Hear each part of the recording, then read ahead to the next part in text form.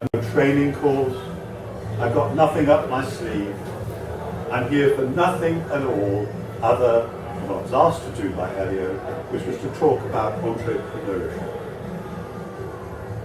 But to do that, I've got to tell you some stories, and those stories are about me, and I hope they don't bore you. And they go back a long time. They go back to the 1970s. In the 1970s, I was a young man, obviously. I was about 29 when all this started.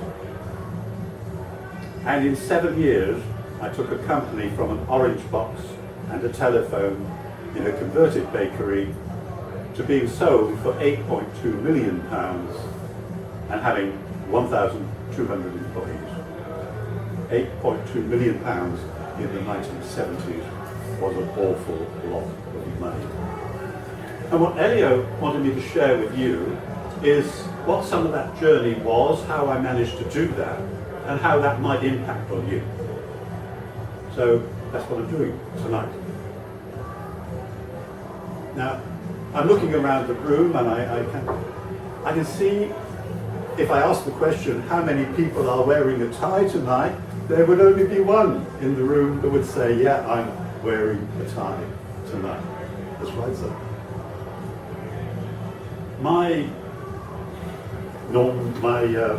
name, the chap that bears my name, Tony Bennett, is not famous for talking. He's famous for singing.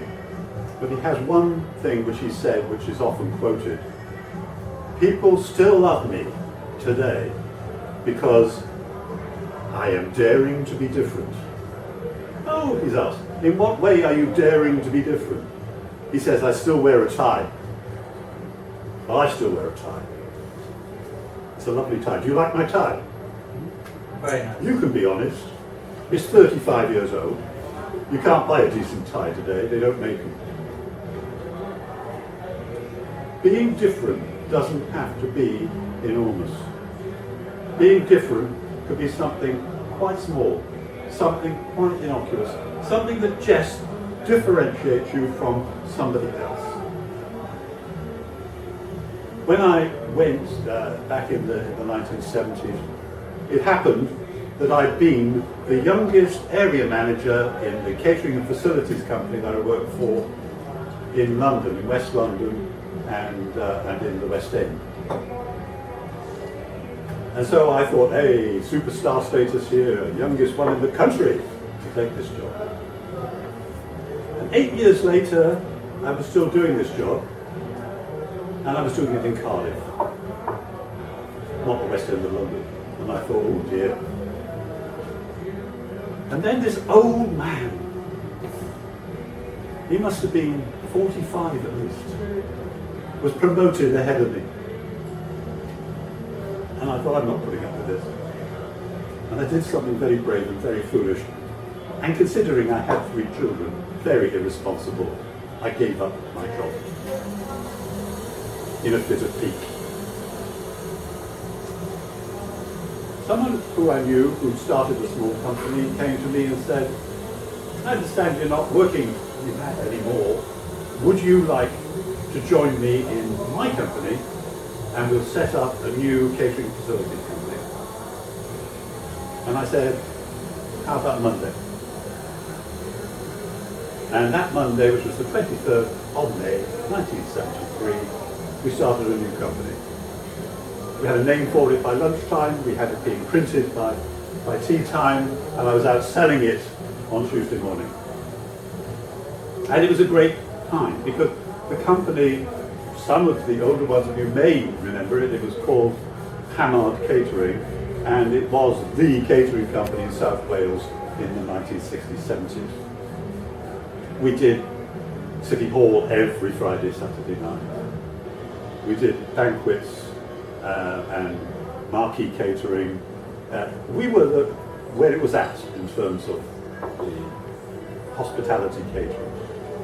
But we weren't at that stage into catering for business and industry. That was my job. I had to set it up. And it was a great time.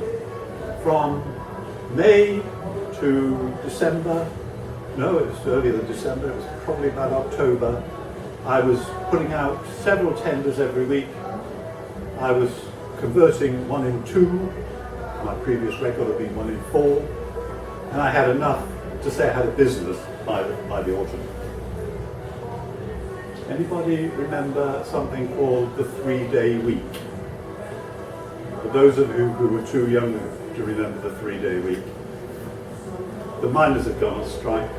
There was a shortage of power, and the government decided that you could only have electricity for 3 days in every week.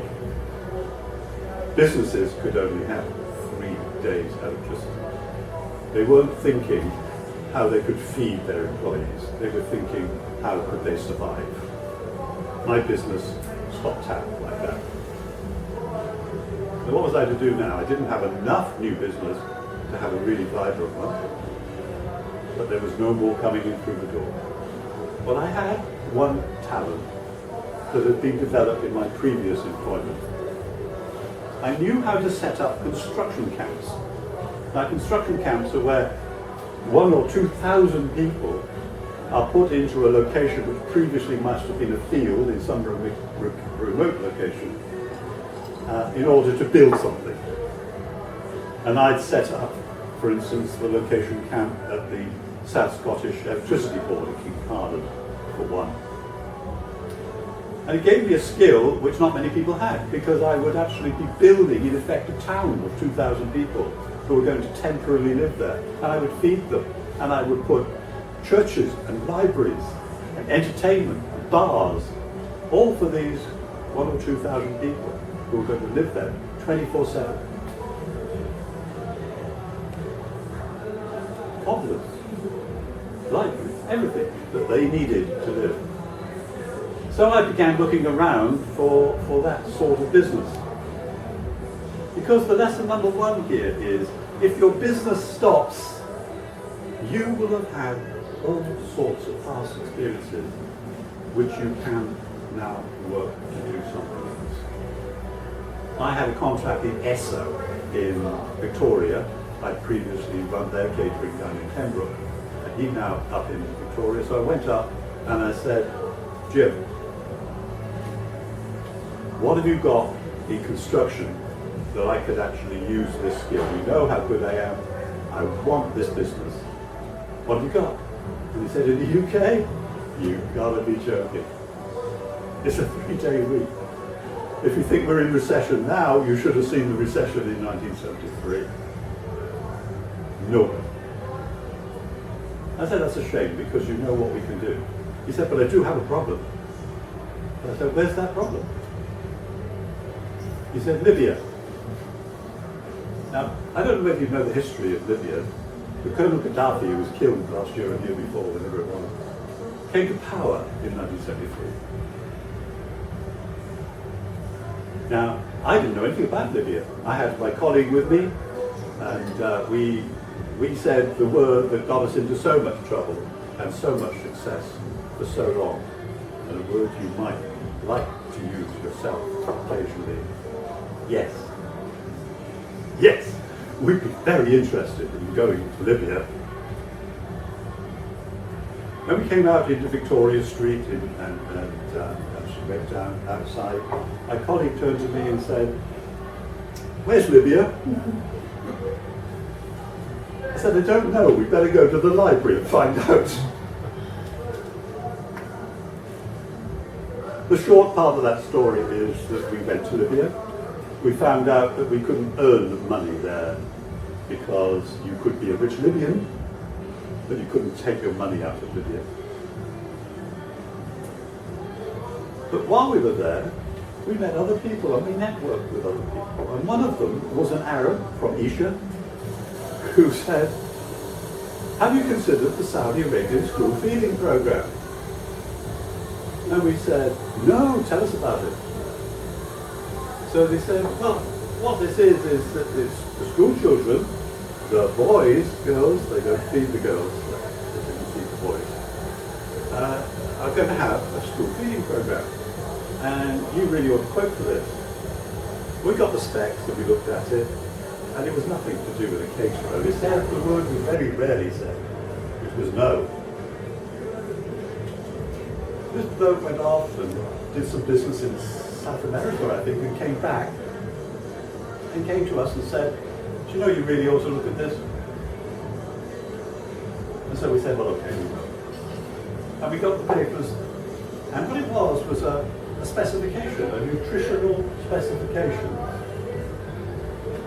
for a meal, a nutritional meal for a 12-year-old boy, child, to be given in the desert, in ambient desert conditions, no reheating. We thought that perhaps the instruction on the can of meat should be placed on a hot rock and leave for 20 minutes. We didn't know how to do this. We went to the University Hospital of Wales and said, how do we do this? After all, they were good customers of ours. We used to do their catering. So they said, how do we do this? And the nutritional department came up and said, oh, what you need is cheese squares, triangles, protein biscuits, peanuts and raisins, juices, flavoured milks. We went to the local supermarket. It's called Waitrose now, but it used to be Tower Supermarket down in Barry. And we bought these things off the shelf. And then we went down to our printer, and there were no such things as printers off your computer in those days because there were no computers in those days. So we went down to our printer and we had labels made with our logo on it. And we stuck them on with print. And because we were caterers, we got the survey folders that we do, and we folded it up and secured it on the corners with the office stapler, and we put in these things, and we took it to the Saudi Arabian Education Ministry and said, is this what you meant? You know that magic moment? Perhaps you don't, but it's great when it comes. When you know from the reaction of the person on the other side of the desk that you have a USB, you have something that they want to buy.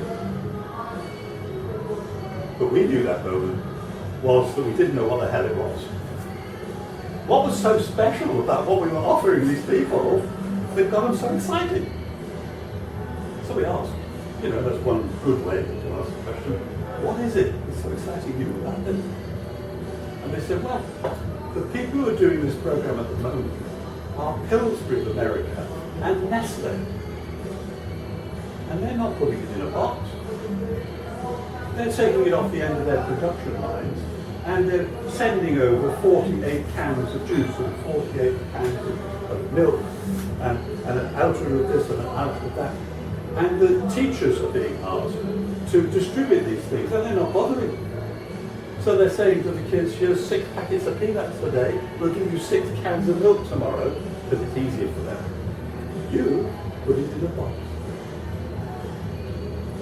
They gave us a contract for 1.5 million school meals in Saudi Arabia. We had no money. Our previous year's profit had been £25,000.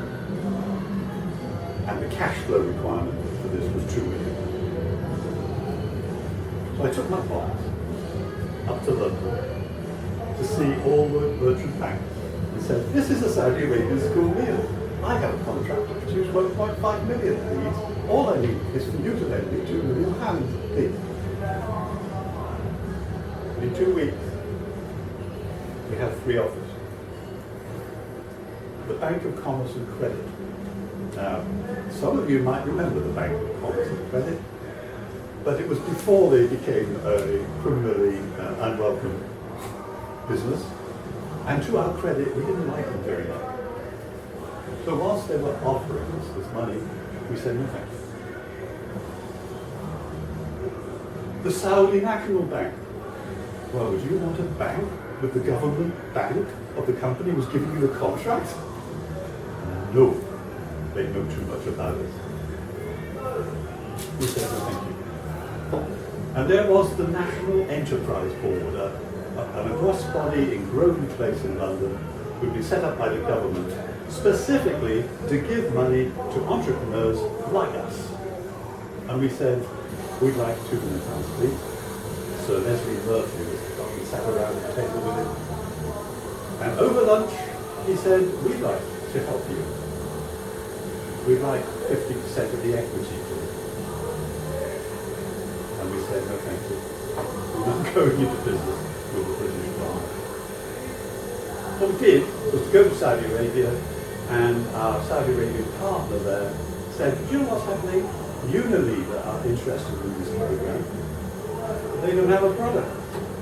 And you have a product. Why don't you get together with Unilever to see if it can work together? This comes into the old cliche, I think. There are many ways of skinning a cat. Because what we did was to say to Unilever, we don't want to go into business with you, but what we'd like to do is form a joint venture. Venture together. You take over part of the contract, because these things had to be distributed to the schools. It wasn't only just making them, you had to get them to the school. Some of those were Bedouin schools that moved with the tribes in the empty quarter. We said, you do that, we'll produce it here. God, yes, the Welsh Development Agency, remember that? They gave us a factory in Tyndall Street. We got the packaging plant. We needed temporary staff, so we got all the little waitresses that we used to actually employ from Kumkan and all like that, and put them on buses and brought them down. And we did it. You don't need to do it. They let us down horribly. I went out there when I produced everything and went out to see where it was and how it was being distributed and realised it wasn't happening. And we weren't going to get paid till it was at the school. So I came back and I went down the labour exchange and said, have you got people on the labour exchange who are used to packaging plants? And they said, how many do you want? I said, 20. I had those 20 within a week. And we put them on a plane. I went in to the offices over there at 3 o'clock in the morning. I did a coup d'etat. When Unilever guys came in, I said, sorry, you're out. We're taking over this now. We distributed it. There were lots more adventures. I could keep you here all night. But the point was, we did it. And what does that actually tell us? It means that if you're so determined to do something, that you are so committed to do it, you will do it. If it's a nice, wouldn't it be nice? We'll fall at the first hurdle. We couldn't fall at the first hurdle, and if we'd fallen at any hurdle along the way, we'd be bankrupt in minutes.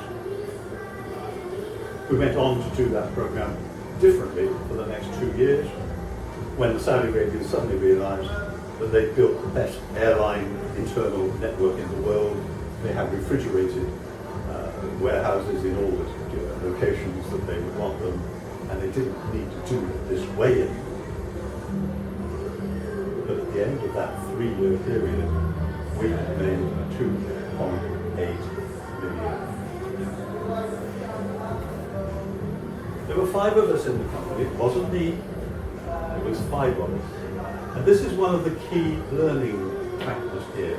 The only way we pulled off that was that those 5 people worked so brilliantly together. Bearing in mind we had 3 other businesses going at the same time. We were in the marquee business, in the kitchen equipment business, and we were in the functional business. I don't know if you've seen the work of Roger Hamilton, where he actually talks about networking and how when you build a network, you should be building your contacts to support the things you're not good at. Because you'll be good at something, but you won't be good at anything. Right? You'll be good at one thing, 2 things. And Roger talks about, I recommend you look up his work, Roger Hamilton. He talks about building a network. Now if you're a one-man band, how can I build a network? We could build a network because we were employing these people. How do you build a network as a one-man band? You do it by making your contacts just as you are here tonight and in other ways. And what are you looking for when you do that? You're looking for what? You're not looking for you. You're not looking for a matching soul. You're looking for somebody completely different. You may be looking for an artist. You may be looking for an accountant. And you don't have to employ these people as jobs. You can put them in your informal network. You can put them in a formal network. You can contract with them. But whatever you do, you need to build all the skills into your network that you don't have.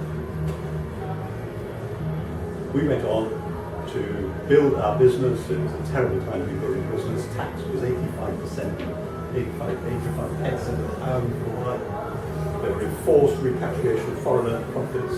There was enforced distribution of profits. Completely gutted. I got frisked in the most embarrassing way, shall we say, at Heathrow, because they didn't like the fact that I was coming in November in light cotton shorts, a t-shirt, and a suitcase which had absolutely nothing in it whatsoever. They thought this was extremely suspicious. I had a doctor waiting for me because it was known that I was ill and I'd been died. But I'm not recommending that you do that. Yes, you can get that, but it's not the idea. So I, 1982, woke up one morning and thought, I'm going to be the richest corpse in the cemetery quite soon. I did it. I took my share. There were 5 of us in the business. I took my share. Not my full share because I was a minority shareholder, so I didn't get it all. Took that money and I made an investment. And this is the next thing I want to impart to you. If you're going to take any journey like this, never, ever, ever make decisions like that when you are ill. Because your illness paralyzes your ability. Paralyzes your ability to think, to reason. So I made an investment. It was an ambition. At 15 years old, I had declared I was going to own the 60-bedroom Atlantic Hotel in Tenby. When I was 32, I bought it. 1980, what a lousy time to buy a hotel in West Wales. Petrol rationing. People were not travelling that far. There was no motorway then down to West Wales. It was a 2 or 3 hour trip. This is where the receiver's office was. And this is an experience none of you ever want.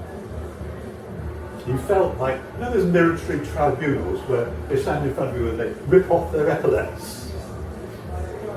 That's what it felt like.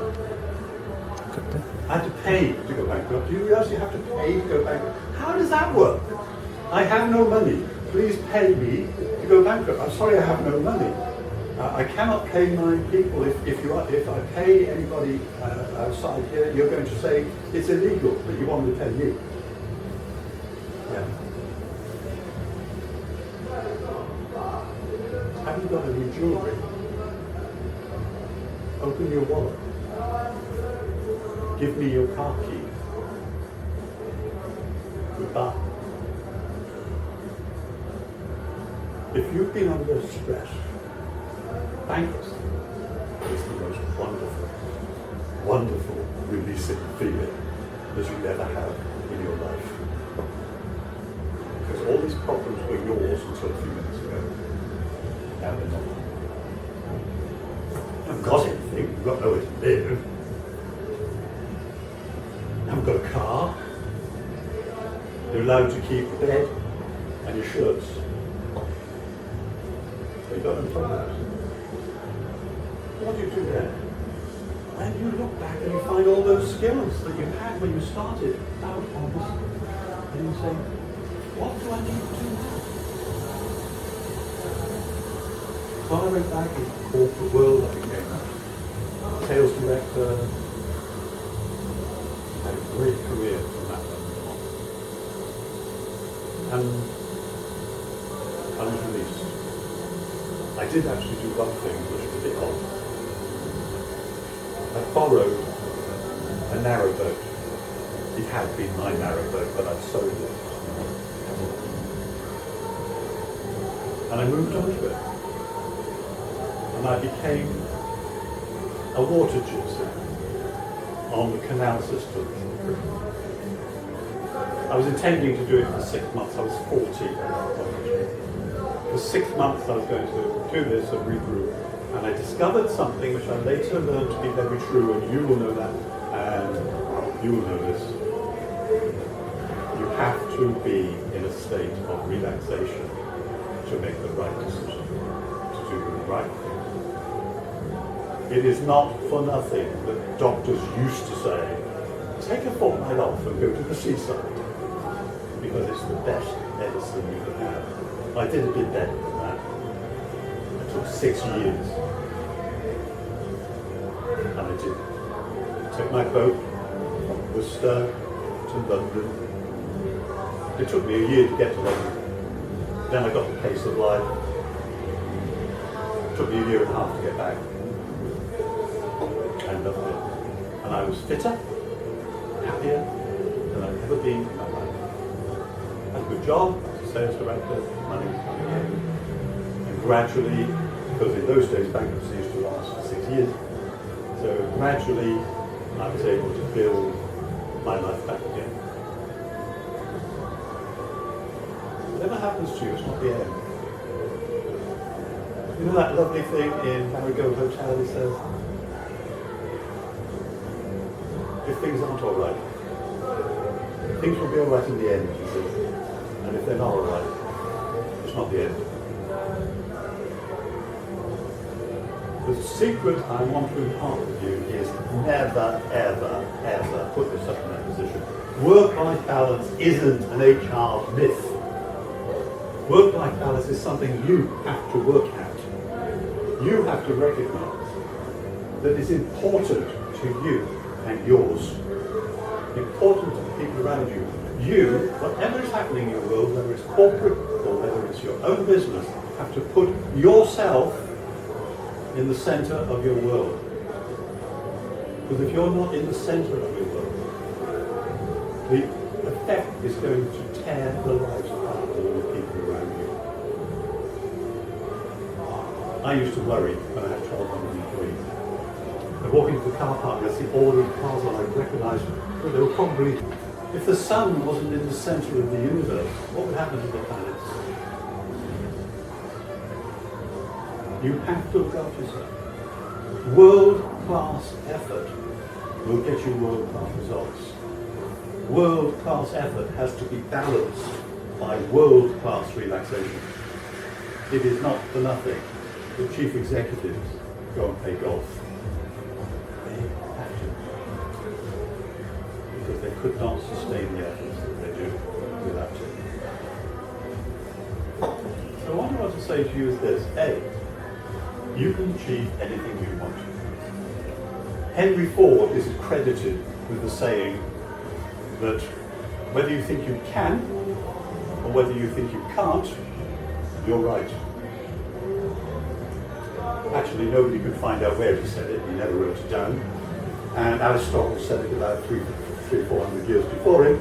But nevertheless, it's Henry's quote.